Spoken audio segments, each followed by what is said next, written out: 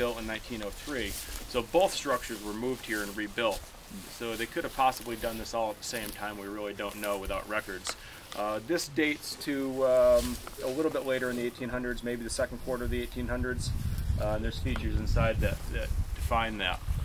But here you can see that this sill plate here is pretty well rotted away.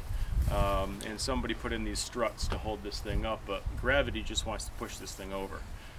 And of course, if it does go over, it'll do damage to the main barn. And we don't want that to happen because the main barn's really in very nice shape upstairs. And this is a nice big piece of storage space, or space for whatever Franklin Land Trust might want to use it for. It's about 20 by 30.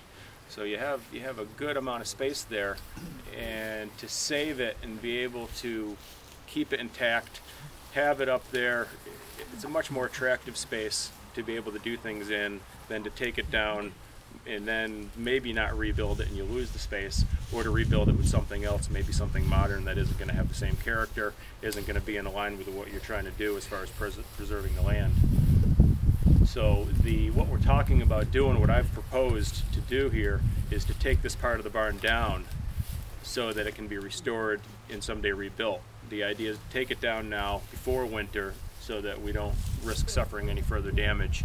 Everything gets documented. When we take these structures down, we document all the timbers, drawings get made, everything gets labeled, all the damage gets cataloged, and then it would get put in storage until money was raised to be able to do the restoration and rebuild it and put it right back where it was.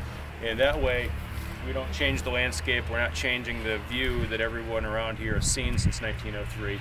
And you know, not only, again, you're preserving your land, you're preserving one of the defining features of the land, which is this beautiful barn.